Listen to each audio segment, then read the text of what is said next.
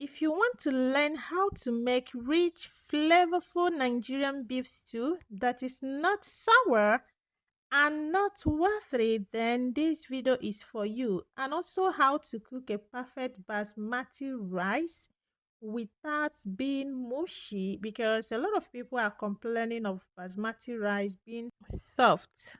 In this video, I will show you how to make all these things that you've been struggling with. All you need to do is to stick around. Now, let's dive into it. I started by marinating, seasoning my beef with curry, grind ginger, and salt, followed by seasoning rosemary and bay leaf. This is just to cook the beef. I added onions, pepper, mix everything together. You have to mix them properly. If the pot is not very hot, sometimes I use my hand to mix them. Add water and allow it to cook. Now let's dive into washing the tomatoes we are going to use for the stew. I have fresh tomatoes and red bell pepper. After washing it very well, next is to wash the onions that I'll be using. Now is to blend the tomatoes into smooth texture. Pour in a hot pot. Allow it to boil. This is how I make my cook drying of tomatoes so easy. Once it start boiling, I'll be scooping out the excess water it is bringing. This method makes it easy for you to cook dry your fresh tomatoes instead of staying for hours, and it saves gas. Now put it back and allow it to dry a little bit. Next is to add tomato paste. I want to cook dry the tomato paste inside the cook drying fresh tomato a little bit. After that, I will now add my chopped onions, sliced onions.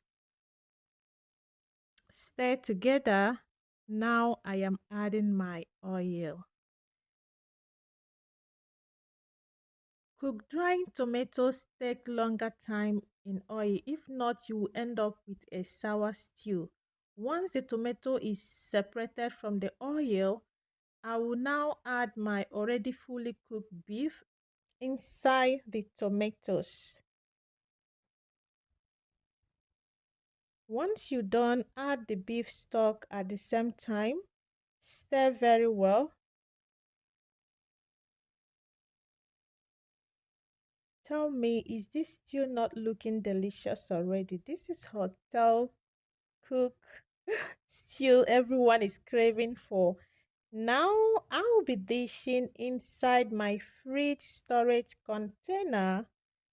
Let me know if you're gonna be making this stew. Try this method. It will change your cooking style. If you are always worried about sour stew, this is just a trick you will follow and you will thank me later.